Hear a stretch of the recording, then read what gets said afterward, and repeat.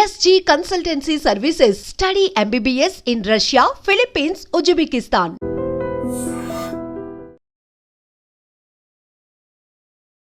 నమస్తే, welcome back to IT media. నేను మీ Jhansi. So ప్రస్తుతం మనం ఆంజనేయ రాజు గారితో ఉన్నాము. ట్రెడిషనల్ హీలర్, ఇంకా హెర్బలిస్ట్. ఆయుర్వేద వైద్యంలో ఎలాంటి సమస్యకైనా కానీ చాలా తక్కువ టైంలో తగ్గేలాగా, అలాగే ఎలాంటి సైడ్ ఎఫెక్ట్స్ లేకుండా చాలా మందికి ఆయుర్వేద వైద్యాన్ని అందిస్తున్నారు. ఈ రోజు ఒక మంచి టాపిక్ గురించి తెలుసుకుందాం. నమస్తే సార్. నమస్తే. ఎలా ఉన్నారు సార్? బాగున్నానండి. నేను గత 1 వీక్గా డాక్టర్స్ని అడుగుతూనే ఉన్నాను, బట్ నాకు ఆన్సర్ అయితే దొరకలేదు వాళ్ళ దగ్గర నుంచి. మీ దగ్గర ఖచ్చితంగా పరిష్కారం దొరుకుతుంది అని నేను అనుకుంటున్నాను. పుట్టుకతో షుగర్ వచ్చినప్పుడు పిల్లల్లో వాళ్ళకి క్యూర్ చేసుకోవడం అవుతుందా? ఎలాంటి మెడిసిన్ అయినా ఉందా? ఇప్పుడు వాళ్ళు అదే లైఫ్ లాంగ్ భరించకుండా రివర్స్ చేసుకోవచ్చా? చేయొచ్చండి. నేను ఆల్రెడీ 2-3 కేసులు చేశానమ్మా. ఒకటి ఇప్పుడు నడుస్తుంది. అమెరికా నుంచి వచ్చాడు ఆ పిల్లోడు, 7 years. అతనికి పుట్టుకతోటి లేదండి, కరోనా ఇంజెక్షన్ చేయించాక వచ్చిందంట. ఒకవేళ దాని వల్ల కానీ వచ్చిందేమో అని, దానికి సంబంధించింది అంటే ఇది ఆయుర్వేద శాస్త్రంలో ఎలా ఉంటుందంటేనమ్మా, పూర్వం అనేక రకాల విషాలను కూడా ఆయుర్వేదంలో వాడేవారు. వాటిని అమృతీకరణ అంటారమ్మా. భయంకరమైన విషాన్ని కూడా అమృతంగా మార్చి మందుగా తయారు చేసి ఇవ్వటమే ఆయుర్వేదంలో అమృతీకరణ అనేది. బ్రహ్మపుత్ర అని ఒక మూలిక ఉందమ్మా. బ్రహ్మపుత్ర ఆ ఒడ్డు అమ్మట, ఆ ఫారెస్ట్ లో ఉంది. ఎంత కఠోరమైన విషయం అంటే, మీరు ఆ గాలి పీల్చారంటే ఆ చెట్టు మీద నుంచి వచ్చింది, నవరంధ్రాల్లోంచి బ్లడ్ వెళ్ళిపోయి చనిపోతారు స్పాట్ లో. దానికి మళ్ళీ విరుగుడు లేదు. అటువంటి విషయాలను కూడా శుద్ధి చేసి ఆయుర్వేదంలో వాడిపోరమ్మా. శుద్ధి చేయాలంటే ఆ మూలికి సేకరించాలి కదా. సేకరించడానికి వెళ్ళినప్పుడే దానికి యాంటీడోట్ వాడుకుని వెళ్ళేవారని నేను అనుకున్నాను. ఎందుకంటే అంత భయంకరమైన విషయాలు ఉంటాయి ఆయుర్వేదంలో అని రాసినప్పుడు దాన్ని మందుల్లో వాడేవారు అన్నప్పుడు మరి తీయటానికి వెళ్ళినట్టు చనిపోవాలి కదా. దాని అర్థం ఏంటి? అక్కడ మనకి ఆ ఏదైతే ఆ మందుని సేకరించడానికి వెళ్తున్నారో ఆ టైంలో వాళ్ళు దానికి విరుగుడు వాడుకుని వెళ్ళేవారు అని అర్థం అంట. ఎందుకంటే ఏగలు దోమలు కూడా వెళ్ళవంటమ్మా ఆ ఏరియాకి, జంతువులు వెళ్ళవంట, పచ్చగడ్డి మొలదంట చుట్టూరు. అంత భయంకరమైన విషయం అంట. మరి దాన్ని కూడా మెడిసిన్స్ లో వాడేవారు. ఇలాగా అనేక రకాలు ఆయుర్వేదంలో ఉన్నాయండి. పేషెంట్ ఎవరైతే ఉన్నారో వాళ్ళు జాగ్రత్తగా వాడగలిగితే, డాక్టర్ యొక్క పథ్యం ఏం చెప్పారు, ఏ విధమైన లైఫ్ స్టైల్ చెప్పారో దాన్ని పాటిస్తే కనుక తగ్గడానికి అవకాశం ఉందమ్మా. అటువంటి విషయాలు మందుల్లో వాడినప్పుడు దానికి విరుగుడు ఈ రకంగా చేసుకుని తినండి 1 వారం అని ఆయుర్వేదంలో ఉందమ్మా. ఆ విరుగుడు ఇక్కడ వాడితే ఎలా ఉంటుంది అని నేను, అది ఫ్రూట్స్ అమ్మ, పైగా ఎంత బాగుంటాయంటే తినడానికి. ఆ ఫ్రూటే ఆ విషయానికి విరుగుడు అంట. అన్ని విషయాలని బయటికి తీస్తున్నాను. ఆ ఫ్రూట్ని నేను వాడి ఆ పిల్లోడికి షుగర్కి మందు ఇవ్వకుండా ఆ ఫ్రూట్ జామ్ ఇచ్చా, జాముగా తయారు చేసి. చాలా టేస్ట్గా ఉంది. అడిగి తెలుగు రాదు. నేను ఎలా ఉంది అంటే ఇలా అంటున్నాడు, చాలా టేస్ట్గా ఉందండి. ఆ జస్ట్ మెడిసిన్ లేకుండా అది ఒకటి ఇవ్వటం వల్ల 2 పూట్ల ఒక పీనట్ సైజ్ తినమన్నానమ్మా. మ్యాక్సిమం కంట్రోల్లోకి వచ్చింది. అంత క్రితం ఏంటంటే 2 పూట్ల ఇన్సులిన్ చేసినా విపరీతంగా పెరిగిపోవటం, లేకపోతే విపరీతంగా తగ్గిపోవటం. అది ఇప్పుడు ఒక లెవెల్లోకి వచ్చిందమ్మా. వాళ్ళు ఎవ్రీడే రీడింగ్స్ పంపుతున్నారు నాకు. ఆ రీడింగ్స్ని బట్టి అయితే స్టేబుల్ అయిందని తెలుస్తుంది. ఇప్పుడు స్టేబుల్ అయ్యి ఏదైతే మనకి సజెస్ట్ చేసిన రీడింగ్స్ ఉన్నాయో అక్కడికి వస్తుంది ఇప్పుడు. ఇదివరకు అక్కడికి వచ్చేది కాదు. దీనిని బట్టి ఏంటంటే చేయగలవని అనుకుంటున్నాం. ఇదివరకు ఒక కేసు చేశానమ్మా నేను. వాళ్ళు చాలా పెద్దవాళ్ళు, కొన్నాళ్లే వాడారు, కానీ ఇన్సులిన్ నుంచి బయటకు తీసుకొచ్చా. పూర్తిగా షుగర్ తగ్గలేదు. వాళ్ళు ఏంటంటే డిస్కనెక్ట్ చేశారు మధ్యలో. అది ఇక్కడ ఓపిక్గా వాడాలమ్మా. 6 నెలల నుంచి సంవత్సరం, 2 ఏళ్ళు వాడితే కనుక బయటకు తీసుకురావడానికి అవకాశం ఉంది. ఏ విధంగా ఉంది అని నేను చెప్తున్నానంటే, కాయకల్ప చికిత్స అని ఉంటుందండి ఆయుర్వేదంలో. కాయకల్ప చికిత్స ఇది రావణుడు ఇలాంటి పెద్ద పెద్ద వాళ్ళు కానీ, మహా ఋషులు, యోగులు, వీళ్ళు హిమాలయాల్లో వాడుకుంటూ ఉంటారండి. అందుకనే హిమాలయ యోగులు 100 సంవత్సరాలు బతుకుతారు. ఇదంతా నేను చెప్పేది పుక్కిటి పురాణము కాదు. లేకపోతే లేరు, ఉన్నారా అంటే అక్కడ కాంట్రవర్సీ అవుతుంది. మళ్ళీ ఉన్నారండి, డెఫినెట్గా ఉన్నారు. వాళ్ళ ఫోటోలు కూడా ఈ మధ్య బయటకు వస్తున్నాయి కొంతమంది. అలాగే దేవరహ బాబా అని, మొన్న కుంభమేళా జరిగింది కదమ్మా అలహాబాద్, త్రివేణి సంగమం దగ్గర ఉండేవారు ఆయన. ఒక పెద్ద అరప వేసుకుని తాటాకు గుడిసెలో ఉండేవారు. ఈ రాజకీయ నాయకులు ఈవెన్ ఇందిరాగాంధీ దగ్గర నుంచి ఎంతోమంది రాష్ట్రపతులు వీళ్ళందరూ ఆయన దర్శనానికి వెళ్తే ఆయన 7 అడుగులు మనిషి అంట, 350 సంవత్సరాలని చెప్పుకుంటారు. కాలు ఇలాగా నెత్తి మీద పెట్టివ్వరమ్మ ఆయన, అదే దీవెన అన్నమాట. ఆయన జలసమాధి అయిపోయారు. అంటే 350 ఏళ్ళ తర్వాత ప్రాణం వదిలేయాలి నేను, అందుకు నేను పద్మాసనం వేసి కూర్చుని నన్ను గంగలో వదిలేయండి అంటే వదిలేస్తే అప్పుడు ఫారినర్ ఎవడో షూట్ చేసాడు. అది నేను ఎప్పుడో ఒకప్పుడు చూసా ఆ వీడియో, ఇప్పుడు ఉందో లేదో తెలీదు. అలాగే త్రైలింగ స్వామి అని కలకత్తాలో, కాశీ దగ్గర, కలకత్తా కాదు కాశీ దగ్గర ఉండేవారు అనుకుంటా ఆయన. లాహిరి మహాశయ ఆయన్ని చూడడానికి వెళ్ళారు. అప్పటికే ఆయనకి 300 ఏళ్ళు అని చెప్పుకునేవారు. ఆయన కూడా అలాగే ఇలాగ 100 సంవత్సరాలు బతికిన యోగులు ఎంతోమంది ఉన్నారు. వాళ్ళు సాధనా మార్గం ద్వారా హార్ట్ను ఆపుకోవడం వల్ల బతికారా, సమాధిలోకి వెళ్ళి మూలికల ద్వారా ఆపారంటే మూలికల ద్వారా బతికిన వాళ్ళు కూడా ఇవాళకి ఎంతోమంది ఉన్నారు. మూలికల్లో అంత గొప్ప గుణం ఉంది, అంత శక్తి ఉంది. కాయకల్ప చికిత్స అని రావణుడు 20 సార్లు చేసుకున్నాడు. రావణుడు ఎన్ని వేల సంవత్సరాలు బతికాడు అని చెప్తారు.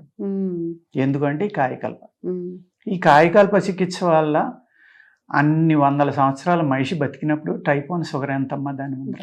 అవును సార్. అంటే మనిషి యొక్క జీన్నే మార్చేస్తుంది. ఇది జీన్ ద్వారా వచ్చింది టైప్ 1, పుట్టినప్పటికి వచ్చింది. ఆ జీన్ను మారిస్తే టైప్ 1 తగ్గిపోతుంది. ఆ మార్చే మందులు కూడా ఆయుర్వేదంలో ఉంటాయి. అదే కాయకల్ప. ఒక మనిషి 100 ఏళ్ళు దాటి బతకడం అనుకున్నవాడు 500, 200, 300, 900 బతుకుతున్నారంటే ఏ విధంగానమ్మా. బుద్ధిస్ట్ మాంకులు కూడా ఉన్నారు అలాగే, వాళ్ళు కూడా సాధన ద్వారా కానీ మెడిసిన్ ద్వారా కానీ బతికున్న వాళ్ళు ఉన్నారు. హిమాలయాల్లో వేల సంవత్సరాల యోగులు ఉన్నారని కూడా చెప్తారు. అది పుక్కిట పురాణం అవ్వకండి, నమ్మనా నమ్మలేదా అనేది కాదు. ఈ సృష్టిలో ఏదైనా కూడా మన థాట్లోకి ఏదైనా వచ్చింది అనుకోండి, అటువంటిది ఎక్కడో చోట ఎగ్జిస్ట్ అయ్యి ఉంటుంది, లేకపోతే మన ఆలోచనలోకే రాదు అసలు, ఎట్టి బస్సులో రాదు. నేను మన అవతార్ సినిమా తీశారు, ఆ చెట్టు ఎంత పెద్దది ఉంటుందమ్మా, దాని మీదే ఊళ్ళు ఉంటాయి, ఎంతోమంది బతుకుతున్నారు. ఒకప్పుడు మనం పూర్వకాలంలోకి వెళ్ళిపోతే, సైంటిస్టులు చెప్పిన దాంట్లోకి వెళ్ళిపోతే, ఇప్పుడు ఏ ఆక్సిజన్ అయితే ఉందో వాతావరణంలో, ఎంత కార్బన్ డైఆక్సైడ్ ఉందో అంత కార్బన్ డైఆక్సైడ్ ప్రమాదం, మంచు కొండలు కరిగిపోతాయి, నదులు పొంగిపోతాయి, సముద్రం పొంగిపోతుంది, భూమి నాశనం అయిపోతుందని చెప్తున్నారు. మరి ఒకప్పుడు 6 ఉండేదంటమ్మా కార్బన్ డైఆక్సైడ్, 6%. ఇప్పుడు 0.040 ఉందంట. 60 ఉందో నాకు ఎగ్జాక్ట్గా తెలియదు, కానీ అప్పుడు 6 ఉండేదంట. అప్పుడు ఒక్కొక్క చెట్టు వేరు 100-200 కిలోమీటర్లు ఉండేదంట. అంటే ఆ చెట్టు ఎంత పెద్దది ఉంటుందో చూడండి. అమెరికాలో ఈ మెకనాస్ గోల్డ్ అది తీసింది ఏదో ఉంది కదా, ఏదో వ్యాలీ అంటారు. అక్కడ ఆ కొండలు చిన్న గుట్టలేక చాలా రకరకాల డిజైన్లు ఉంటాయి. అవి పెట్రిఫైడ్ ట్రీస్ అని చెప్తున్నారు కొందరు. అంటే ఒక చిన్న కొండే ఒక చెట్టు చచ్చిపోతే ఏర్పడిందంటే ఆ చెట్టు ఎంత పెద్దది ఉంటుందో.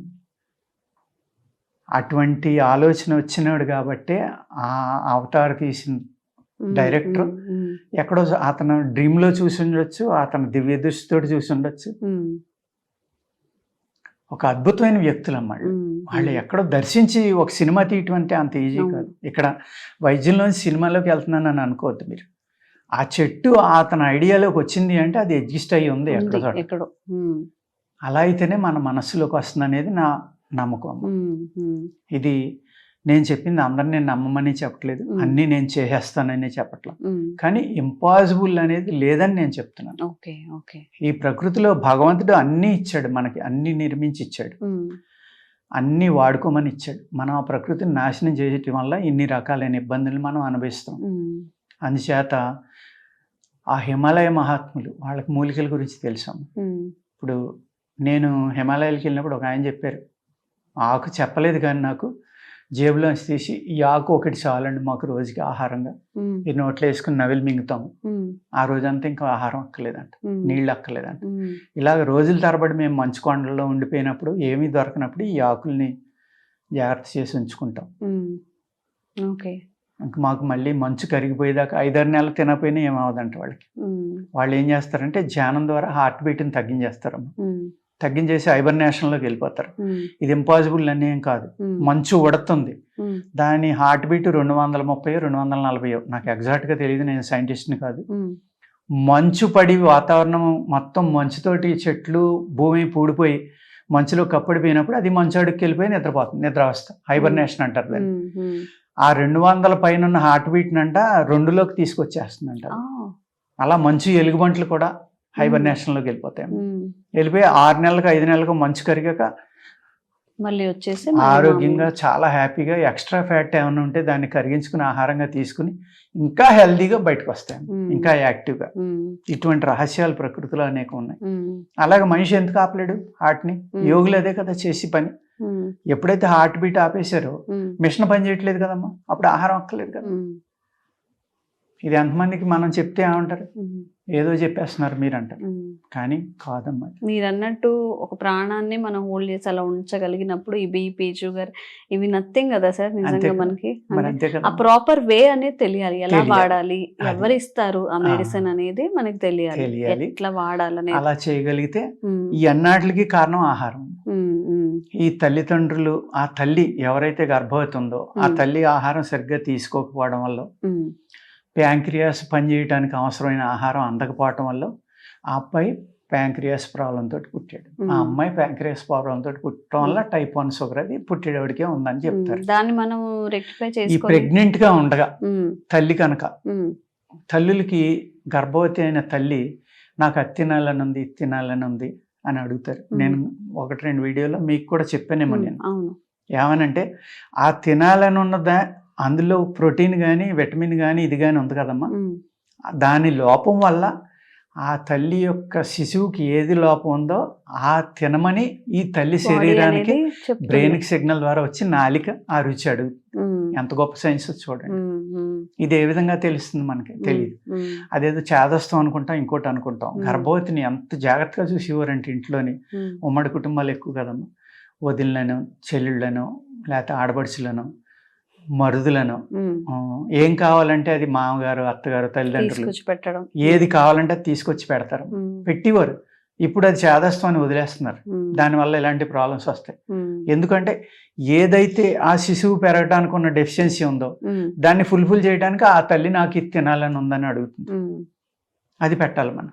పెడితే అది ఫుల్ఫిల్ అయిపోవడం వల్ల ఆరోగ్యకరమైన బేబీ పుడుతుంది. అంత దాకా మనం ఆలోచించాలమ్మా, ఇది తగ్గించాలి అంటే. అప్పుడు ఆవిడ తీసుకున్న ఆహారం ఏంటి, ఏం లోపంతో ఈ బిడ్డ పుట్టింది, ఆ లోపాన్ని మనం సరి చేయగలిగితే ఆ ప్రాబ్లం సాల్వ్ అయిపోతుంది. Okay okay. సో అంటే ప్రమోషన్ వీడియో అంతా మాత్రం కాదండి, ఎవరికి ప్రమోషన్స్ చేసుకొని లేకపోతే వైద్యంతో ఆటలాడేంత ఇంకా ఆ సిచ్యువేషన్ కాదు.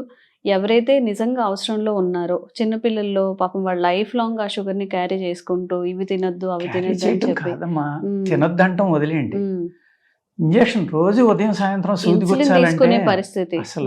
మళ్ళీ మనం అవి చెక్ చేయాలంటే తీయాల్సిన పరిస్థితి, మనమే చేయాల్సి వస్తుంది. చాలా బాధ వచ్చేస్తుంది. సో ఎవరైనా కానీ టైప్ 1 డయాబెటీస్తో బాధపడుతూ ఉండుంటే తప్పకుండా స్క్రీన్ మీద ఉన్న నంబర్స్కి ఫోన్ చేయొచ్చు. ఆంజనేయ రాజు గారిని సంప్రదించి మంచి మెడిసిన్ కానీ వాళ్ళ బాడీ టైప్ నుంచి ఎలా వచ్చింది ఏంటి అనేది అంతా ఎగ్జామినేట్ చేసి మంచి వైద్యాన్ని అయితే అందించడం జరుగుతుంది. తప్పకుండా ఎవరైనా అవసరంలో ఉన్న వాళ్ళకి తప్పకుండా ఈ వీడియో అనేది ఫార్వర్డ్ చేయండి. వాళ్ళకి మీరు హెల్ప్ చేసిన వాళ్ళు అవుతారు. ఆ పిల్లలకి కొంచెం సర్వైవల్ కానీ ఫుడ్ కానీ ఆ మానసిక బాధ నుంచి బయటపడేసిన వాళ్ళు అవుతారు. Thank you so much. At least అమ్మ మనం ఇన్సులిన్ నుంచి బయటకు తీసుకొచ్చినా చాలా. అవును, వాళ్ళని కష్టం నుంచి దూరం చేసినట్టు. అవును అవును. ఆ పిల్లలు కూడా వింటున్నారమ్మా, ఇది తినొద్దంటే తింటలేదు చాలా మంది.